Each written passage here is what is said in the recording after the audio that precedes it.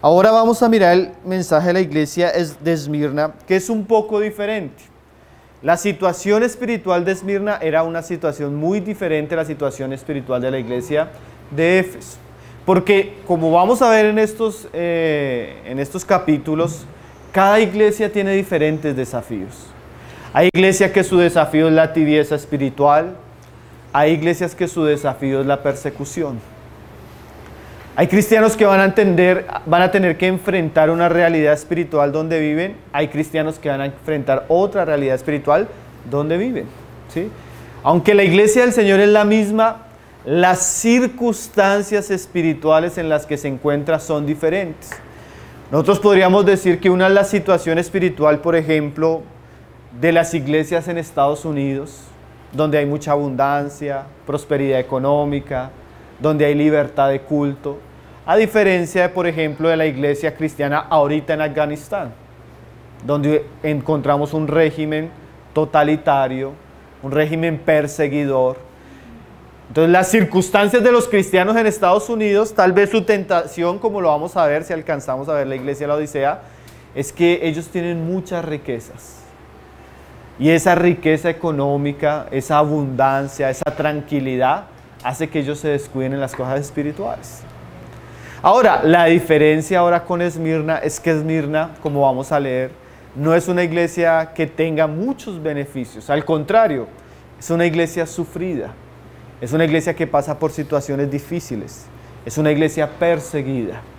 Entonces el mensaje de Esmirna va a ser muy diferente a la iglesia de Éfeso, pero como decíamos ayer, es un mensaje para todos nosotros, porque al final el Señor siempre termina diciendo que lo que Él le dice a cada una de estas iglesias, a nosotros no lo dice, para que aprendamos a través del ejemplo y de la palabra que el Señor tiene para cada grupo. Entonces vamos a volver a leerlo y vamos a comenzar a meditarlo un poco más detalladamente. Dice ahí: y escribe al ángel de la iglesia en Esmirna. El ángel de la iglesia en Esmirna es aquel mensajero o mensajeros que Dios envía para que hablen a la iglesia. Ángel no es ángel en el sentido de naturaleza, de ser, sino de oficio. La palabra literalmente en el griego es un mensajero. Escribe a los mensajeros, a aquellos que van a ir a Esmirna, que van a llevar la palabra a Esmirna o que tienen el trabajo constantemente de enseñar en Esmirna, escríbeles sobre estos asuntos. Es posible que la palabra siempre llega, antes de llegar a la iglesia, llega a aquellos que ministran la palabra en la iglesia.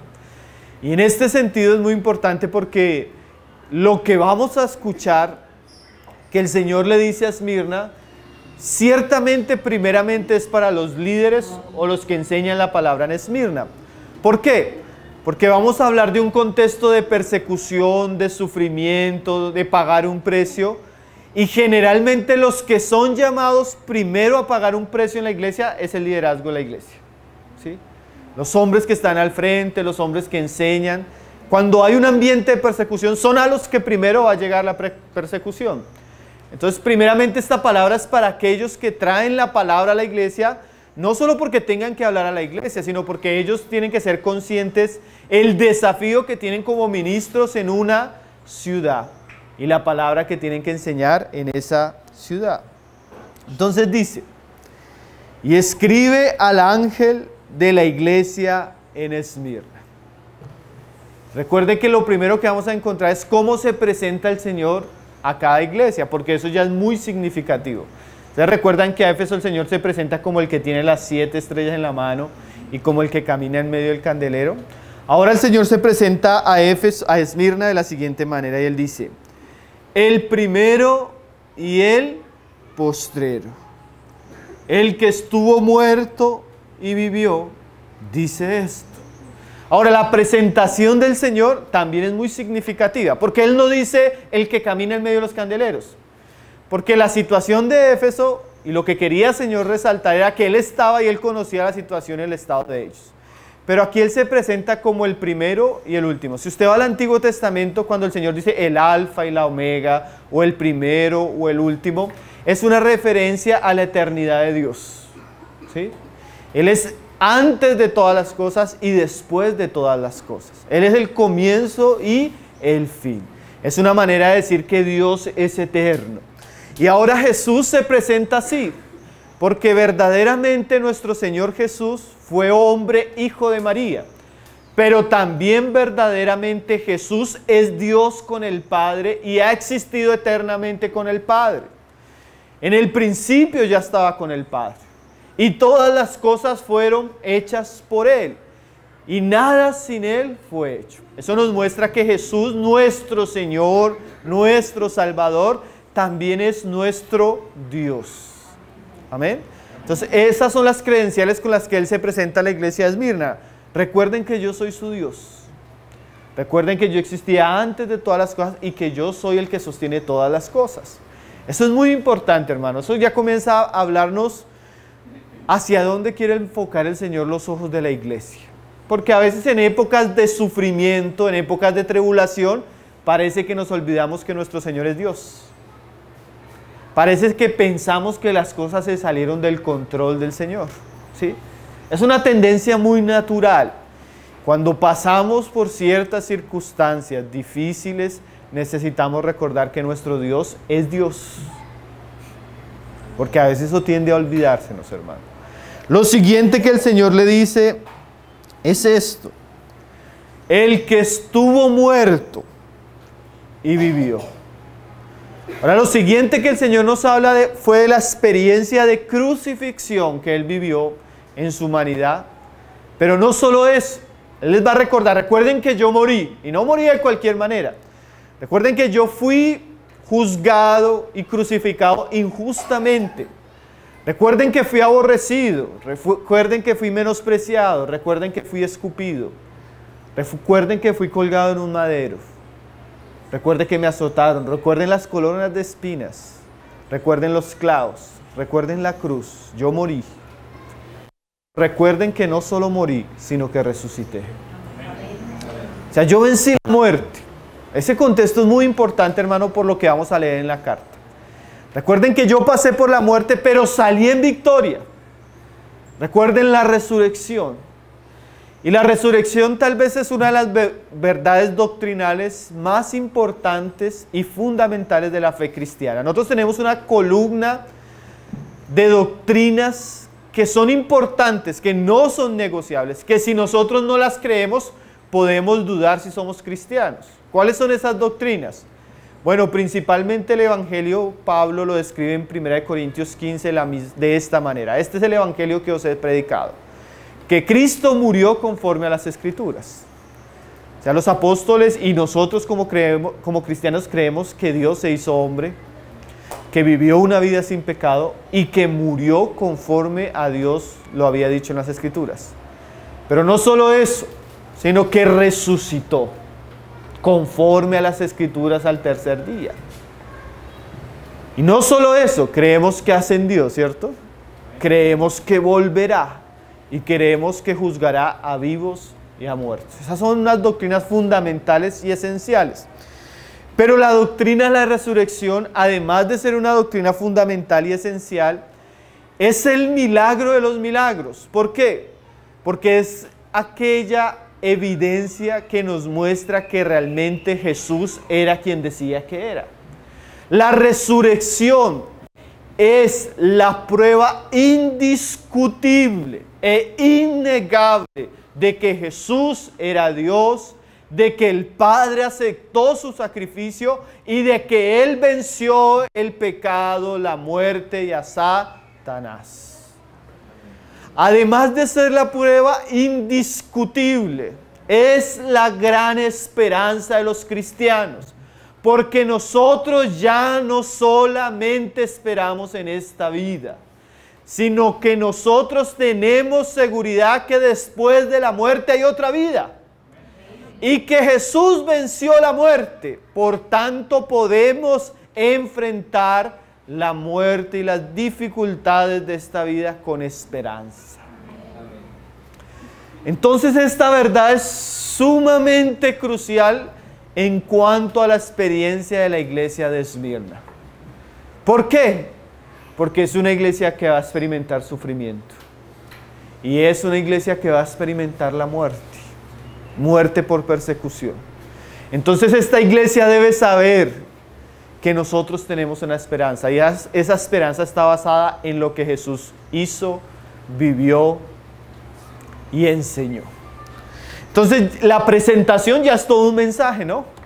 Recuerden, yo soy el Dios Todopoderoso. Recuerden, yo fui el que vivió, murió, resucitó y estoy con ustedes. Ahora miremos el mensaje que el Señor le dice a Esmirna. El mensaje comienza muy parecido que comienza el mensaje a Éfeso. Dice, yo conozco tus obras y tu tribulación. Aquí esta palabra obras parece ser que no está en la mayoría de manuscritos antiguos. Parece que la palabra más exactamente sería, yo conozco tu tribulación. El traductor, porque es un asunto de traducción, pone obras como para poner una uniformidad en casi todas las cartas. Pero en este pasaje como tal, no aparece. Lo que realmente el Señor está diciendo es, yo conozco tu tribulación. Entonces lo primero que se nos muestra de esta iglesia que el Señor conoce es que es una iglesia atribulada. Es una iglesia que está pasando por sufrimientos. Es una iglesia que está pasando por aflicciones. Es una iglesia que está pasando por angustias. Y eso es muy significativo, ¿no, mis hermanos? Porque hay iglesias en diferentes, como decíamos ahora, condiciones. La condición de Esmirna es la condición de un pueblo cristiano sufrido. Un pueblo cristiano que está pasando por aflicciones. Esta palabra en el griego tribulaciones es dilixis, que puede traducirse de la siguiente manera: opresiones, aflicciones, angustias, estrechez, persecución. O sea, estos cristianos en aquella época estaban pasando sufrimiento. Como decíamos ayer, Juan escribe más o menos a finales de la década de los años 90 del primer siglo. Y para aquella época ya habían habido fuertes tribulaciones ante los cristianos. Por ejemplo, más o menos en el 50 al 56 hubo una fuerte persecución a manos del emperador Nerón.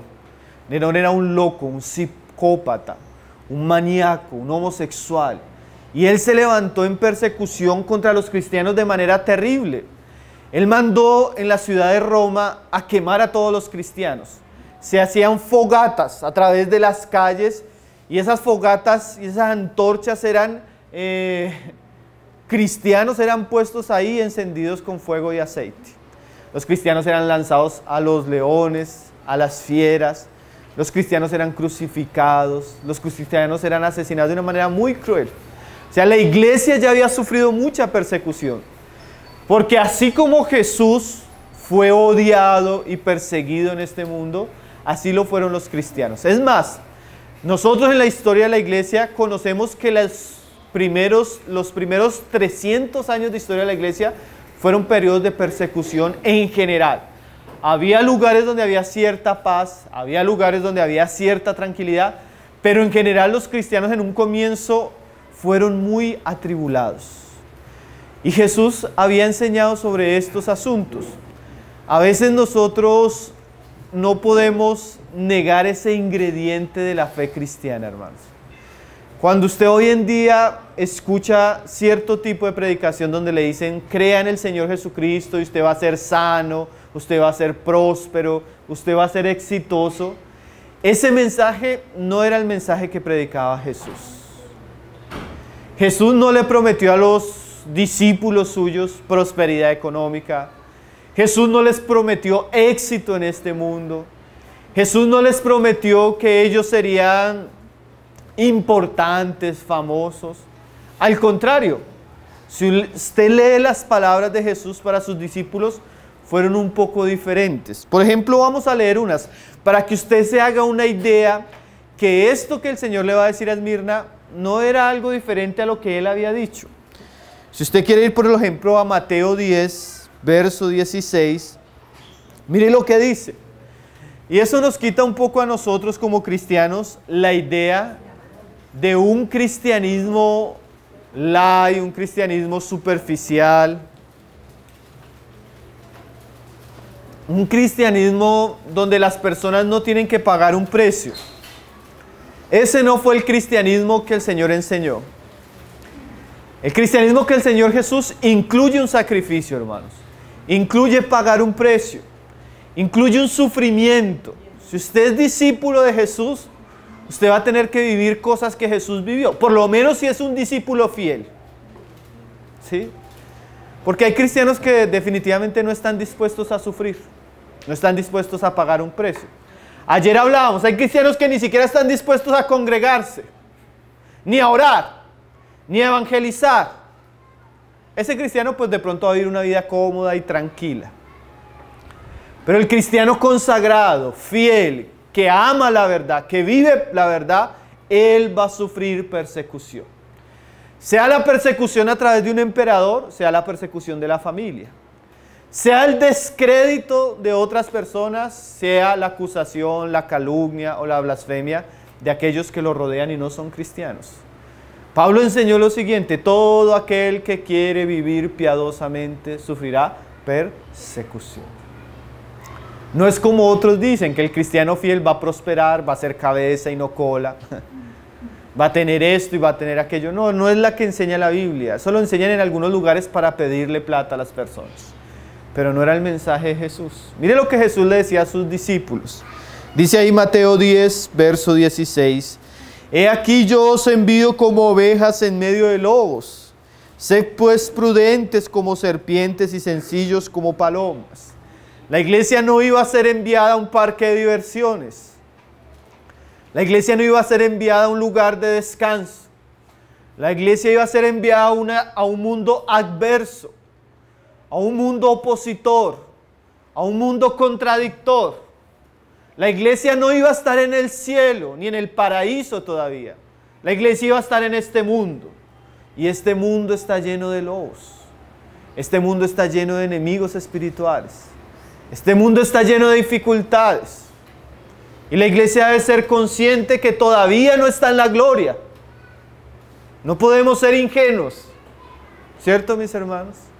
De esta manera enseñaba Jesús a los suyos. Mire lo que les dice más adelante. Tal sería la persecución, tal sería el odio, tal sería el aborrecimiento. Que mire lo que dice el verso 21. El hermano entregará la muerte al hermano, y el padre al hijo. Y los hijos se levantarán contra los padres y los harán morir. O sea, iba a ser tal el odio que hijos iban a levantar contra sus padres, padres contra sus hijos, hermanos entregaban a sus hermanos a la muerte. Y así sucedió, hermanos. Los principales opositores de los cristianos serían su propia familia, serían sus vecinos. Había lugares donde no había persecución, hasta que algún vecino se incomodaba con el cristiano y iba y lo denunciaba ante la autoridad romana. Ahí el cristiano era prendido, llevado a la cárcel, expropiado.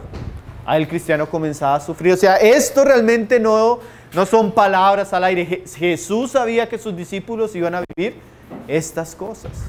Y nosotros debemos saber que si somos cristianos fieles, algún tipo de persecución vamos a vivir.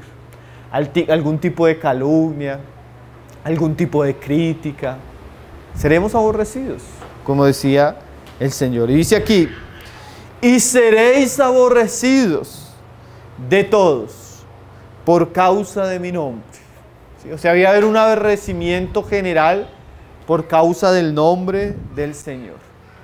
Más, dice acá el Señor, el que persevere hasta el fin, este será salvo. O sea, el llamado del Señor es, a pesar de todo esto, perseveren hasta el fin, porque eso tiene una recompensa. Entonces el mensaje del Señor de tribulación para Esmirna no es un mensaje nuevo. Es más, hermanos, si nosotros podemos observar en nuestro tiempo, hay ministerios como el Ministerio de Puertas Abiertas o otros ministerios que ellos siguen a nivel mundial el sufrimiento de la iglesia de Cristo. Hay países, hermano, donde en nuestros días hay cristianos que están sufriendo cosas terribles, hermano.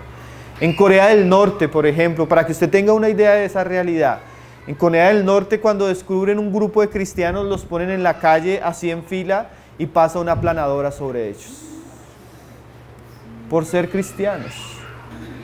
Los ejecutan de manera terrible, hermanos. Irán, Pakistán, todos los países musulmanes, hermanos. Usted no puede tener esta reunión que están teniendo ustedes hoy juntos. Ustedes no pueden orar. Si las personas se bautizan, de una vez van para la cárcel, de una vez pierden su casta familiar, de una vez pierden sus trabajos. ¿Por qué les digo esto? Porque a veces alguno de ustedes piensa que está sufriendo porque algún familiar no acepta su cristianismo, o porque tal vez lo avergüenzan en su trabajo, en su universidad por ser cristiano. Realmente hay hermanos que hoy en día están muriendo por la causa de Cristo.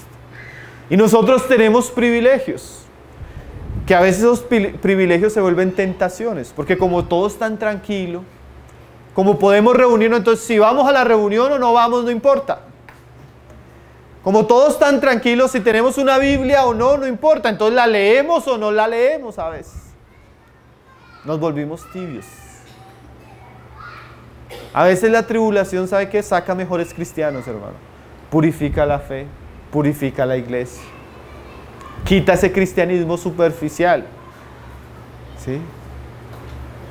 Hay muchos lugares donde la gente piensa que ser cristiano es ir un domingo a una reunión, pero no tiene una vida real con el Señor. No viven bajo el señorío de Cristo. No toman su cruz, no siguen al Señor cada día. Hay lugares donde no hay opción. O usted sigue al Señor fielmente en medio del sufrimiento o no tiene otra opción. ¿Sí? No se puede ser aguas tibias por causa del mismo sufrimiento. Entonces el sufrimiento siempre ha sido parte de una experiencia que el pueblo de Dios ha vivido. Siempre, hermano, siempre. Usted mira la época de la Reforma, el catolicismo romano con la llamada Santa Inquisición mató, torturó, persiguió a los cristianos de la manera que usted no se imagina. Usted tiene una Biblia en español por medio del sacrificio de personas que realmente sufrieron y murieron por poder traducir una versión de las Escrituras al idioma español. Usted no sabe la sangre que le costó a muchos hombres poder entregarnos una versión al español. Entonces eso ha sido un ingrediente que siempre la iglesia ha tenido. Entonces volvamos ahí a Apocalipsis. Entonces esta iglesia Esmirna se caracteriza por ser una iglesia sufrida, pero no solo sufrida. Mire lo que dice el verso siguiente, o la frase siguiente. Ahí en el 2:9. Dice: yo conozco tu tribulación y tu pobreza. ¿Qué cosas, hermano? Este mensaje realmente va en contra del mensaje de la prosperidad de muchas iglesias. Porque en muchas iglesias se volvió la prosperidad un sinónimo de fe. Si usted tiene fe, usted no debería estar pasando necesidad. Si usted tiene fe, no debería quedarse sin trabajo. Si usted tiene fe, no podría o debería pasar estrechez económica. Un hermano me decía: ¿dónde están los profetas de la prosperidad en tiempos de pandemia? Parece que hubieran desaparecido. En Bogotá desaparecieron, hermano. Esos que eran bien famosos, bien conocidos. En tiempos de pandemia se acabaron las campañas de sanidad. Se acabaron el pacte, las semillas, la siembra y la cosecha. Se acabó todo ese mensaje. Porque cuando un mensaje es falso, no puede soportar las pruebas. No puede soportar las circunstancias difíciles. Ahora esta iglesia, además de ser una iglesia tribulada, era una iglesia que se caracterizaba por su pobreza económica. Eran hermanos simples, eran hermanos humildes, eran hermanos sencillos, pobres. ¿Sí? Ahora eso no nos debería alarmar, porque nuestra esperanza como cristianos no está en las cosas temporales, sino está en las cosas eternas. No está en las cosas de aquí, sino están en las cosas de allá, donde está Cristo. Ahora, tampoco podemos decir que ser pobres es un sinónimo de espiritualidad, ni de fe. No, eso no es lo que está diciendo el Señor. Pero a veces, por causa de las circunstancias, la iglesia pasa pobreza. La iglesia pasa necesidad. La iglesia pasa dificultades. Yo en estos días hablaba con una hermana. Ella es una hermana tan querida, es una de nuestras colaboradoras, nuestra mano derecha en el ministerio editorial. Una mujer que trabaja arduamente. Pero mire cómo las cosas cambian, hermano, porque a veces uno piensa que la situación nunca puede cambiar. Una mujer profesional, médica de profesión. Una mujer que tenía una casa que era una mansión, decían los hermanos. Una mujer con su buen carro, varios carros. Una mujer con su trabajo profesional. Una mujer que tenía todo. Entra la crisis en un país. No les voy a decir el nombre porque para qué. Ustedes están bien cerca. Pierde su profesión, pierde sus carros. Entran a robarla en su casa. Se llena de bandidos el sector. Tiene que salir de su casa, de sus bienes. Comienza a pasar necesidad, tiene que salir de su país. Llega a otro país prácticamente caminando. Se enferma de cáncer en ese proceso. Hermano, la situación de una iglesia o de una persona puede cambiar de la noche a la mañana. No piense, porque hay una falsa seguridad. A veces el dinero, el trabajo, la prosperidad, eso genera una falsa seguridad. Pero a veces si Dios quiere, Él puede cambiar nuestra situación de un día para otro, hermanos. Yo pudiera contarles, hermanos que estaban de nuestra edad, jóvenes en el ministerio, comenzaron a enfermarse un cáncer agresivo. Hoy están en una cama, no se pueden levantar. Así es esta vida, hermanos. Jesús dijo, en este mundo tendréis aflicciones. El Señor nos dijo, si ustedes creen en mí, no van a tener nada. No, sí vamos a pasar aflicciones, hermano. Nos enfermamos, enfrentamos la muerte de personas queridas, enfrentamos crisis a veces en tiempos de crisis económicas. ¿O usted no? Bueno, de pronto aquí no, yo me reúno con un grupo casi de 100 hermanos. Unos enfermos, unos con cáncer, uno que perdió el trabajo, uno que su negocio quebró, perdió todo. Y son hermanos. Y el Señor sabe que a veces pasamos esas cosas. Pero mire lo que le dice el Señor a la iglesia de Esmirna. Ahora, en ese tiempo, si usted por ser cristiano perdía su trabajo, si usted por ser cristiano perdía su casa, si usted por ser cristiano lo llevaban a la prisión, pues ¿qué prosperidad iba a tener? No podía tener cuenta bancaria, mi hermano, no podía tener negocios, no podía. O si los tenía que hacerlos secretamente. Entonces eran cristianos que por la situación pasaban pobreza. A veces por situaciones de persecución o crisis como la pandemia o crisis de una nación podemos pasar por pobreza. Sin dejar de ser cristianos, hermano. Porque volvemos a lo mismo, nuestra esperanza no está en este mundo. Nuestra esperanza, si somos de Cristo, nuestra esperanza debe estar con Él, allá en los cielos. ¿Cuántas casas tuvo Cristo, mi hermano? ¿Cuántos negocios? Él decía, hermano, yo no tengo dónde recostar la cabeza. Entonces no se escandalice si un discípulo de Jesús le toca vivir en este mundo como peregrino. Pues que todos deberíamos vivir como peregrinos, mi hermano. Estamos de paso. En estos días el hermano Miguel Núñez, dando una enseñanza sobre el juicio final, decía, olvídese, o recuerde, cuando Cristo venga todo esto va a ser quemado, nuestras casas, nuestros bienes, nuestras cuentas bancarias, nuestros carros, nada de esto va a quedar, hermano. Pero todo esto se va a acabar para dar comienzo a algo mucho mejor. Cielos nuevos y tierra nueva. ¿Sí? Esto es pasajero, hermano. Estamos de paso por este mundo. Recuerde eso. Dice, y tu pobreza. Pero mire esa aclaración. La aclaración es muy importante, hermanos. Pero tú eres rico. O sea, en realidad, digamos, esta hermana que yo les decía, perdió su casa, perdió su negocio, perdió su profesión, perdió sus carros. Hoy en día está pasando por una situación de enfermedad difícil. ¿Saben qué, hermanos? Yo puedo hablar que esa mujer no es pobre.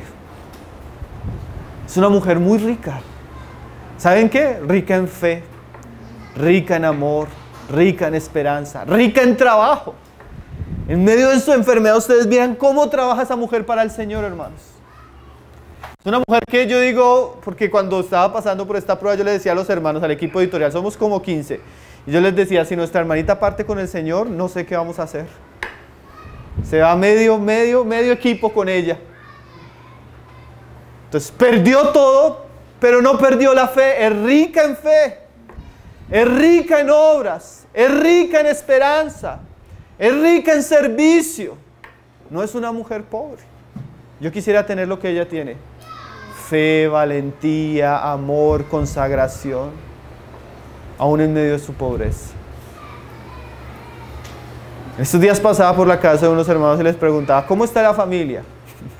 Y la hermana me respondía así: tristemente prosperando en lo material, pero arruinados en lo espiritual.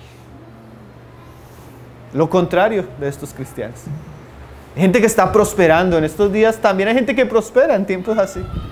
Está haciendo plata y plata y plata y plata, y su alma cada vez más pobre y más pobre.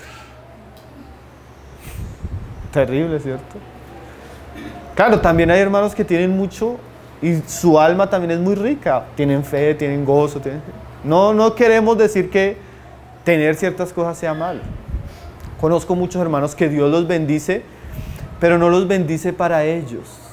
Los bendice para que sean generosos con la obra, los bendice para que tengan obras de misericordia, para que ayuden a los que pasan necesidad, los bendice para que bendigan la iglesia. ¿Sí? Esa es una bendición que en realidad es una bendición. Cuando nosotros prosperamos económicamente y nuestra alma empobrece, esa prosperidad económica es una maldición, hermano. Cuando nosotros prosperamos, pero de la misma manera como Dios nos bendice, nuestra alma crece, tiene más fe, tiene más servicio, ayudamos a los demás, esa prosperidad es una bendición, ¿cierto? Pero esta iglesia no prosperaba materialmente, era una iglesia que estaba en un tiempo de dificultades, pero no era pobre.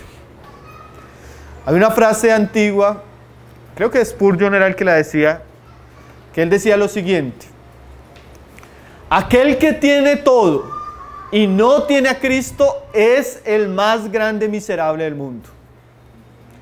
Aquel que tiene a Cristo y no tiene nada más, no tiene por qué envidiarle al que tiene todo. Él ya tiene a Cristo y con Cristo tenemos muchas cosas. Podríamos decir como dice Pablo, con Cristo lo tenemos todo, hermano. Entonces esta iglesia en realidad no era pobre. Esa palabra pobre ahí literalmente es mendigos, indigencia. Eran pobres, hermano.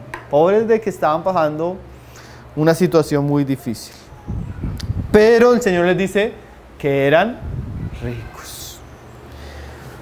Esa es la primera situación: pobreza, persecución. Ahora la siguiente, dice el Señor, que estaba viviendo era la persecución de un grupo religioso. Dice, y la blasfemia de los que dicen ser judíos y no lo son, sino sinagoga de Satanás. Además de las dificultades económicas y la persecución que tenía esta iglesia, era una iglesia que era muy cuestionada, especialmente por una sinagoga, que aquí el Señor dice que eran judíos, pero el Señor le llama que era una sinagoga de Satanás. Literalmente, cuando usted lee el libro de Hechos de los Apóstoles y conoce algo de historia, usted se da cuenta que uno de los grandes perseguidores, fuera ya del imperio, de Roma, fue el movimiento, o fueron los judíos como tal.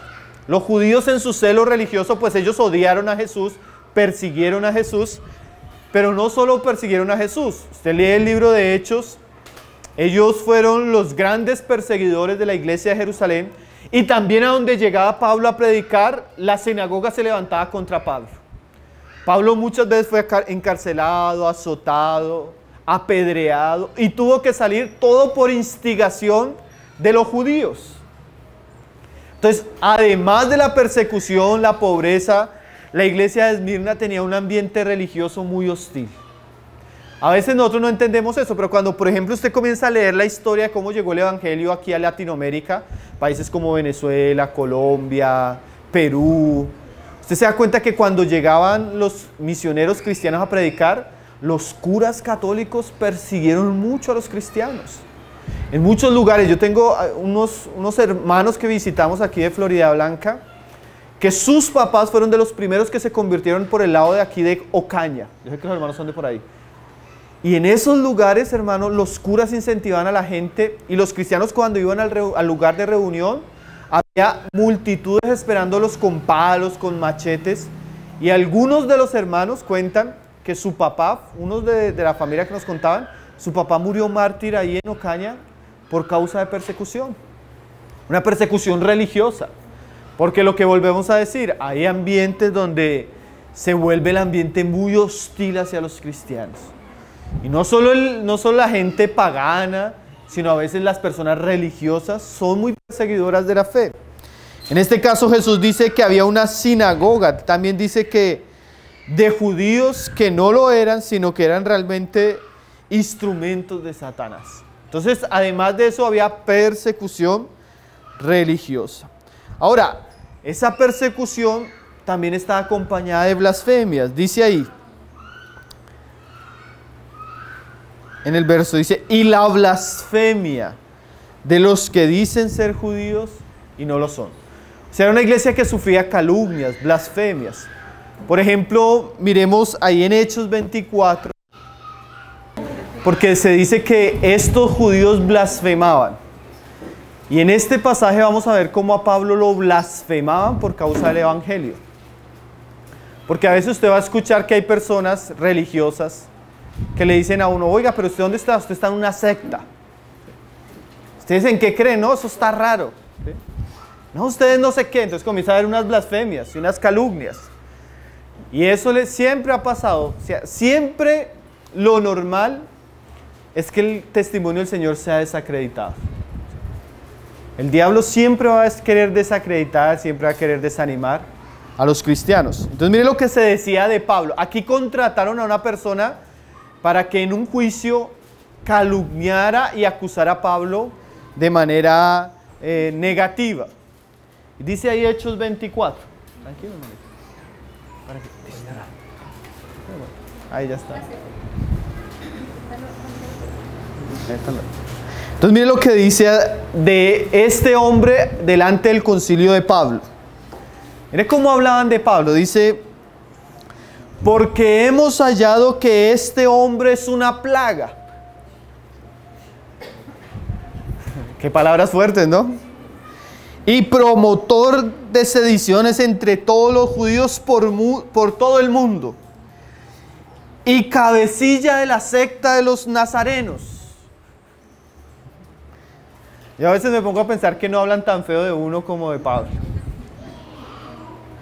Porque cuando uno, por ejemplo, comienza a predicar, comienza la gente a decir, no, es que esos hermanos son como fanáticos. No, que el hermano Pablo es como exagerado, religioso, no sé qué. Porque el diablo siempre va a querer desacreditar el testimonio del Señor, hermanos. Pero a mí tampoco me han dicho que soy una plaga. Con todo lo que me han dicho, no me han dicho que soy una plaga. Pero hermanos, la iglesia siempre ha sufrido la blasfemia y la oposición de personas. A Pablo le decían que era una plaga, que era un promotor de sediciones. Y en aquellas, Hechos 24:5, en aquella época era serio, hermano, porque si era un promotor de sediciones era como un guerrillero. Era alguien que estaba en contra del orden. Era alguien que causaba que se rebelaran contra las autoridades, especialmente el Imperio Romano. Y a ese tipo de personas los crucificaban. ¿Sí? Entonces estaban acusando a Pablo de algo serio. Y dice acá, por todo el mundo, y cabecilla de la secta de los nazarenos. La iglesia en esos tiempos era una secta. Y Pablo era el cabecilla. Entonces se ve que la iglesia en aquella época era blasfemada, era perseguida. Y este era un judío. Y dice, intentó también profanar el templo. Y prendiéndole quisimos juzgarle conforme a nuestra ley. Entonces a Pablo se le acusaban de que él no creía en la ley, no creía en Moisés, profanaba el templo, era cabecilla de una secta, promovía sediciones, ¿sí? Era como una plaga, Pablo. Bueno, ese tipo de acusaciones no solo las ha vivido Pablo. Siempre los que predican y siguen la verdad van a sufrir la oposición, la blasfemia, ¿sí? ¿Cuántas cosas se dicen de los hombres de Dios?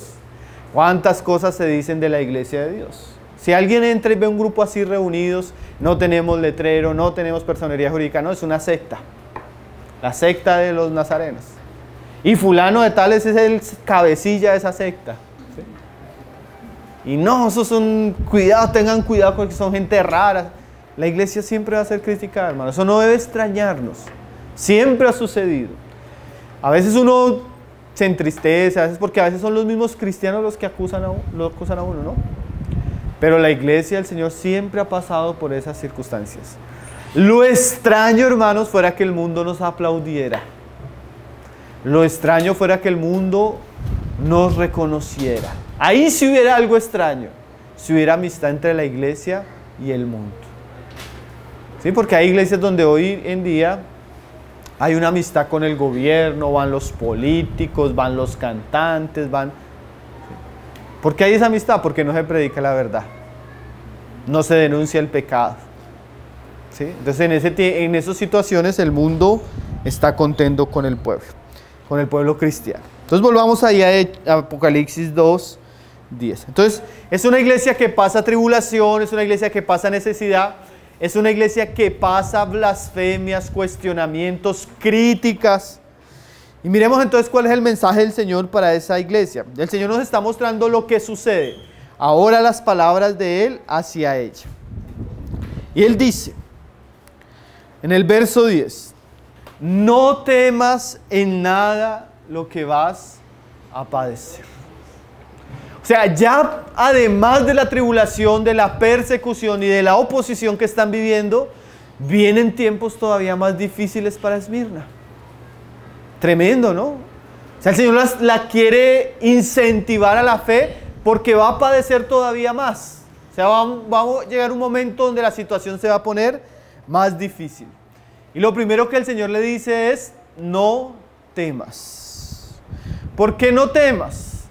Porque tal vez uno de los más grandes enemigos en tiempos de dificultad para el cristiano, pues es el temor. Es el miedo, es la angustia, ¿sí? Si usted mira la historia de Israel cuando salió hacia la tierra prometida, toda una generación quedó postrada en el desierto. ¿Y saben cuál fue el mayor pecado de esta generación? La incredulidad. Se llenaron de temor, se llenaron de miedo, se llenaron de angustia. ¿Y saben qué es lo que pasa cuando el corazón se llena de temor y de miedo? Eso lleva a otros pecados. ¿Cómo qué pecados? La murmuración, la crítica, la apostasía. Porque la persona se llena tanto de miedo que comienza a decir, no, yo como cristiano ahora pasando por esto, mejor estaba en el mundo. Y se va para el mundo. Abandona la fe. Entonces la incredulidad es uno de los pecados que Dios trata más seriamente.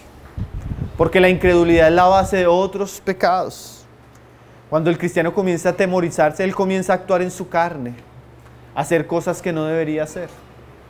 ¿Sí? Una de las cosas que yo más le decía a la iglesia cuando comenzó la pandemia es tenga cuidado con el temor. Porque el diablo siempre usa el miedo, siempre usa el temor para que nosotros comencemos a desconfiar de Dios y comencemos a actuar neciamente. ¿Sí? No que no debamos hacer ciertas cosas, no que no debamos cuidarnos, pero hay que hacerlo sin temor. Nosotros siempre debemos tener fe. El justo por la fe vivirá. Aún vivirá en medio de tribulaciones, vivirá en medio de pruebas, vivirá en medio de oposición. Entonces lo primero que el Señor le dice es, no temas, ¿sí? Confíen en mí. Ahora, ¿por qué? Pues mire lo que iba a suceder, dice ahí, no temas en nada lo que vas a padecer. O sea, el Señor está advirtiendo a esta iglesia que va a padecer. ¿Y qué era lo que iba a padecer? Dice ahí la frase siguiente. He aquí el diablo echará a algunos de vosotros en la cárcel. O sea que la persecución que iban a vivir estos cristianos era que varios de ellos iban a ser echados en la cárcel. O sea, varios de los hermanos que estaban en esta ciudad iban a ser presos por causa de Cristo. Y el diablo iba a ser el autor de esa persecución. A veces los cristianos piensan que pueden orar, que pueden atar al diablo, que pueden reprender. Esas son oraciones muy comunes, ¿no? atamos al diablo, pero a veces Dios va a permitir que el diablo venga y toque la vida de sus hijos. No se escandalice conmigo. Por ejemplo, Jesús le dijo a Pedro: Pedro, Satanás te ha pedido para zarandearte. Y Jesús no se lo impidió. Imagínense, tremendo, hermano. ¿Sabe qué dijo Jesús? Pero yo he orado por ti. ¿Para qué? Para que tu fe no te falte. A veces literalmente el diablo llega a zarandear, hermanos. A veces literalmente el diablo llega a tratar nuestras familias.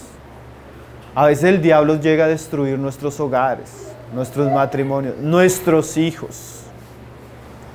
A veces el diablo llega a destruir la iglesia, hermanos. Sea física, emocional o espiritualmente. A veces uno ve la obra del diablo, hermano. Iglesias que tenían ciertas cosas, cierto vigor, cierta estabilidad, y viene el diablo. Y a veces el diablo viene vestido de una mujer, y esa mujer seduce a uno de los líderes de la iglesia, a uno de los ancianos. El hermano cae y no se da cuenta que era el diablo y se acabó la iglesia. El diablo viene de muchas maneras. Por eso la Biblia siempre nos dice: velad y orad para que no entremos en tentación. ¿Sí? La Biblia también dice así: no le deis lugar al diablo, porque el diablo siempre va a querer venir a destruir. Si usted le da lugar al diablo, el diablo puede venir de varias maneras. Puede venir a través de persecución, puede venir a través de sufrimiento, o puede venir a través de circunstancias. Entonces la iglesia siempre tiene que estar velando. ¿Saben por qué, hermanos? Porque si nosotros no velamos y no tenemos fe, el diablo va a cumplir su cometido. Si usted, por ejemplo, es un padre de familia, usted no vela y no ora por sus hijos, el diablo tal vez va a venir y va a robársele los hijos. Si usted no vela en su relación matrimonial, tal vez el diablo va a venir y va a robar el amor de su esposo o de su esposa. Si usted no vela en su trabajo, en las cosas que hace, tal vez el diablo va a venir y le va a robar su vida cristiana con más trabajo. Siempre debemos estar velando y orando, porque el diablo, dice Pedro, anda como león rugiente buscando a quién devorar. La vida cristiana tiene enemigos, hermano. Por eso siempre debemos estar velando y orando, para que el diablo no halle lugar entre nosotros. Ahora el diablo, el Señor advierte a esta iglesia: no teman. El diablo va a venir, va a echar a algunos en prisión, y dice lo siguiente: y tendréis, mire, dice ahí, ¿cuál es el propósito de que el Señor permita eso? Dice: para que seáis probados. El Señor permite al diablo, ¿para qué? Para probarnos. Ahora, por ejemplo, digamos, si el diablo viene a destruir un hogar, ¿para qué el Señor permite que ese hogar sea probado? Para ver si el hombre ama a la mujer como Cristo ama a su iglesia. Para ver si la mujer es capaz de someterse al varón como el Señor manda. ¿Para qué el Señor permite que el diablo venga tan insistentemente a destruir nuestros hogares? Para ver si somos padres piadosos que velamos y protegemos a nuestros hijos. El Señor permite que el diablo venga para probar nuestra fe, hermanos, para probar nuestros hogares, para probar nuestros matrimonios, para probar la iglesia. ¿Sí? Si el hogar se destruye, si la iglesia cae, si los hijos se pierden, es que siendo probados fuimos reprobados.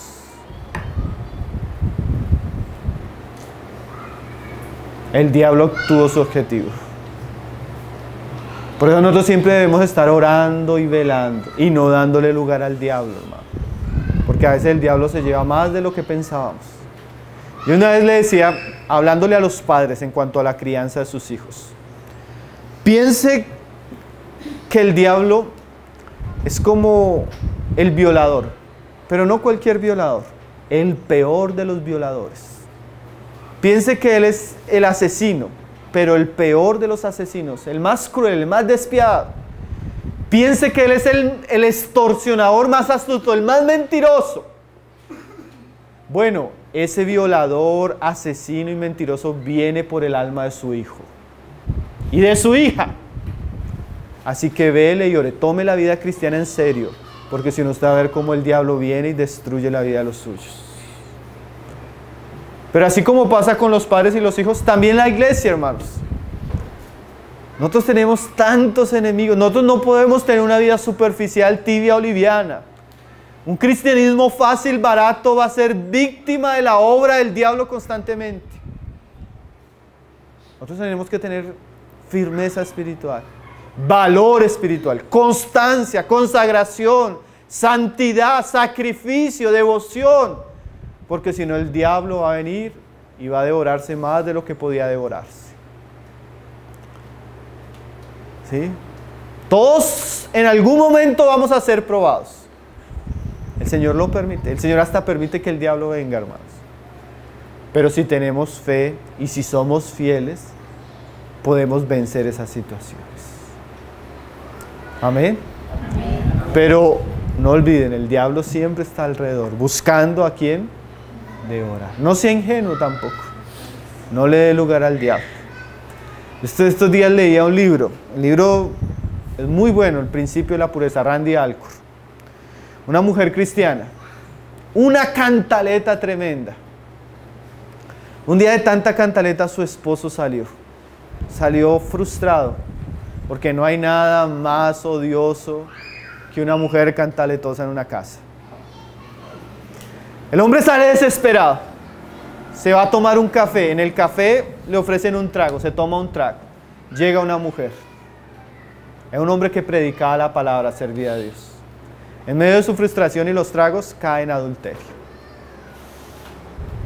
La mujer le dio lugar al diablo y el hombre también. Entonces no le dé lugar al diablo, porque a veces pequeñas cosas generan grandes pecados. A veces nosotros le damos mucho lugar al diablo, ¿no? En estos días contaba el testimonio de un muchachito, hermanos. Vaya, juegue con el muchachito, el hijo del hermano. El muchachito con el que iba a jugar, 12 años, ya consumía droga. El hijo del hermano dejó salir al muchachito con el otro muchachito. 14 años, el hijo del hermano, esclavo a la droga. Le dio lugar al diablo, permitió que su hijo estuviera con malas amistades. No le den lugar al diablo. No le des lugar al diablo, hermanos. Hay tantas maneras que el diablo es tan astuto, y más en nuestros días. No le estoy hablando casos irreales, estoy hablando casos que conozco. Una hermana en la iglesia, su niña, vaya, juegue con sus primitas incrédulas. Lastimosamente sus primitas incrédulas, estimuladas a la homosexualidad desde niñas, cogían a la hija de la hermana, la abusaban. Hoy en día, esa muchacha luchando con la homosexualidad, siendo cristiana. No le dé lugar al diablo, hermano, no sea ingenuo. No sea ingenuo, porque vivimos en un mundo horrible. Cristianos con hijos en el alcohol, las drogas, la homosexualidad, la inmoralidad sexual, tantas cosas, hermano, le dieron lugar al diablo. No le dé lugar al diablo. No le dé lugar al diablo, mi hermano. ¿Para qué el Señor permite que sucedan las cosas? Para probarnos. Si realmente si usted es ingenuo, si usted es descuidado en su vida espiritual, cuando vengan esas pruebas usted ni se va a dar cuenta. ¿Saben que el caso que yo les cuento de la niña, esa muchacha hoy tiene 35 años, sus papás no saben que lucha con eso? Imagínense. Los papás no, esta es la hora que los papás no saben. La ingenuidad de muchos. La falta de espiritualidad, porque la persona que está orando y velando, el Señor le muestra esas cosas, lo advierte. El que es irresponsable con el Señor, superficial, ni se da cuenta. No le den lugar al diablo, mis hermanos. Dice, para que seáis probados. Dice acá, y tendréis tribulación por 10 días. O sea, ese tiempo de prueba difícil no va a durar mucho, va a durar 10 días. Ese 10, casi todo lo que se dice Apocalipsis es simbólico. Un periodo de 10 días. No va a ser para siempre. Dios no deja que la tribulación sea para siempre. Pero va a haber un tiempo de tribulación. A veces uno no quiere, pero el Señor en medio de su vida espiritual tiene días de tribulación, hermano. Tiene días difíciles. Tienes días donde el ambiente se pone pesado en el hogar, con los hijos, con los hermanos. Hay días de tribulación. Todos pasamos días de tribulación. ¿O usted no los ha pasado? Si no los ha pasado, sea advertido. Tal vez van a venir días de tribulación. Todos pasamos eso. Recuerde que no es la palabra del hermano Pablo, sino son las palabras de Jesucristo para su iglesia, ¿no? Y mire lo que dice. Aún en medio de esos días de tribulación, ¿qué debemos hacer? Dice acá, sé fiel hasta la muerte. O sea, van a venir días de tribulación, pero si te toca morir, sé fiel hasta la muerte. O sea, no importa lo que pases, tú preocúpate por ser fiel. No te preocupes por la sinagoga de Satanás, no te preocupes por la pobreza, no te preocupes por la tribulación, no te preocupes por el diablo y todo lo que está haciendo contra ti. Procura ser fiel. En estos días he escuchado una buena definición de ser fiel. ¿Saben qué es ser fiel?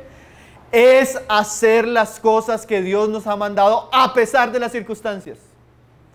Si Dios me ha mandado congregarme, pues me congrego aunque esté pasando la peor dificultad. Si Dios me ha mandado a predicar, pues predico aunque el infierno se levante contra nosotros.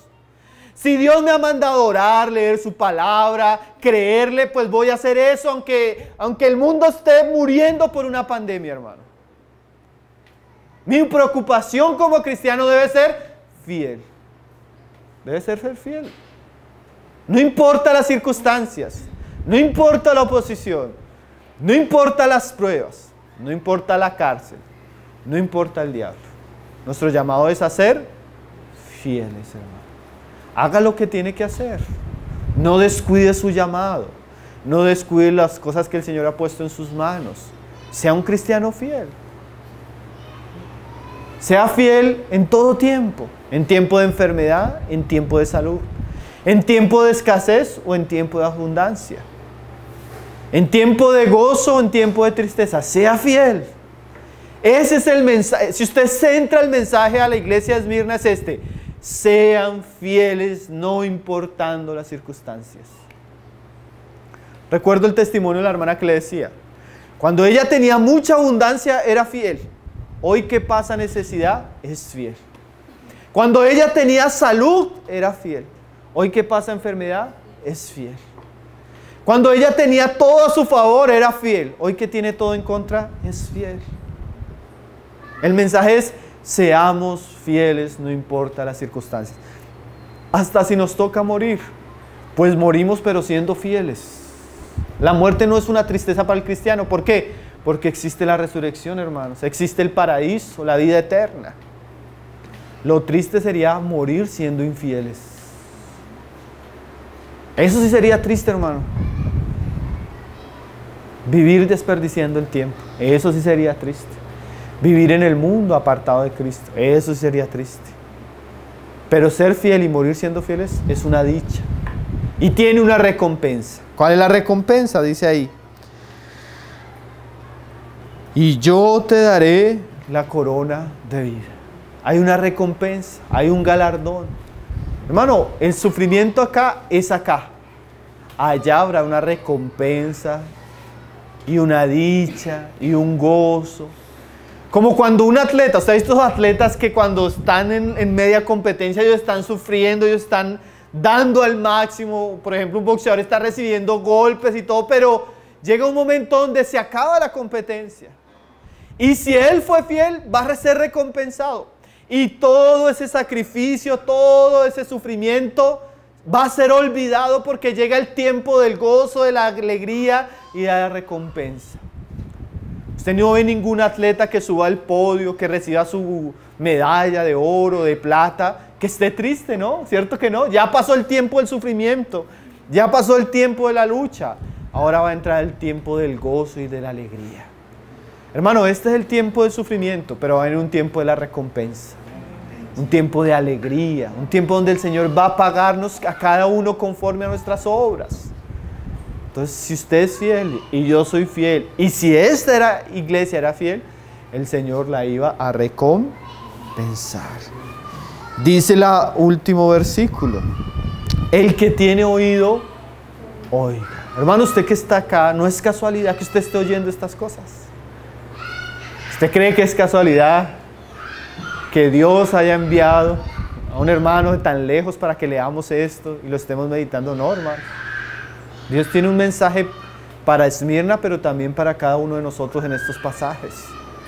Y si estamos oyendo, permitamos que nuestros oídos espirituales guarden esto que estamos oyendo. Permitamos que esto sea guardado en el corazón, que meditemos en estas cosas.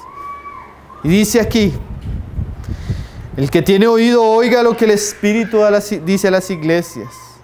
El que venciere, o sea, va a haber hermanos que realmente en medio de Esmirna y la situación de Esmirna iban a vencer. Se iban a salir victoriosos, iban a llegar al podio, iban a ser encontrados como personas que ganaron, vencieron, vencedores.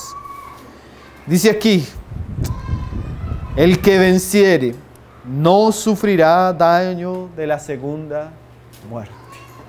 ¿Saben qué? La Biblia habla de dos muertes. Una, la física. Todos vamos a experimentar esa muerte, ¿no? Todos vamos a morir, si es que el Señor no ha vuelto. Pero la Biblia habla de una segunda muerte.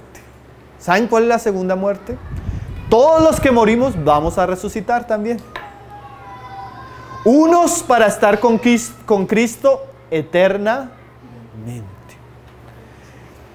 Pero algunos van a resucitar para morir eternamente.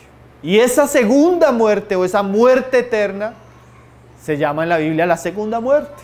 La muerte de los impíos. La muerte eterna. Hay un lago de condenación y de azufre que arde por los siglos de los siglos. El fuego eterno, la Biblia le llama también la gehenna. Pero aquí se nos dice que aquellos que venzan como cristianos victoriosos no van a tener nada que ver con esa segunda muerte. Al contrario, ellos van a experimentar una segunda resurrección, una gran resurrección, y van a estar con Cristo eternamente. Ahora, los cristianos que no son fieles van a sufrir daño. ¿Qué van a sufrir daño? Van a perder cosas. Por ejemplo, Jesús explica esto en parábolas. Si usted tenía algo acá, 5 minas o 5 talentos, y usted no fue fiel, usted desperdició lo que Dios le dio. Cuando Cristo venga, lo que usted tenía se le va a quitar. Entonces piensa en cosas simples. Usted ahorita tiene, no sé, el don de predicar, de servir. Si usted no es fiel, cuando el Señor venga, le va a quitar esos dones. Usted tiene familia, usted no fue fiel con su familia. Lo que tiene se le va a ser quitado. Usted va a sufrir daño como lo sufren los impíos. Pérdidas, tristezas, lamentos. Pero el cristiano que vence no. Ese va a ser ¿qué? Recompensado. Entonces, hermanos, el mensaje de Éfeso era: vuelve a tu primer amor. El mensaje de Esmirna: sé fiel.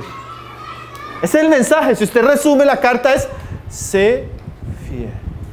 Seamos fieles, hermanos, al Señor. No importa lo que tengamos que vivir, no importa lo que estemos viviendo, seamos fieles. Siempre hay una recompensa para los que son fieles. Vamos a orar y dar gracias al Señor.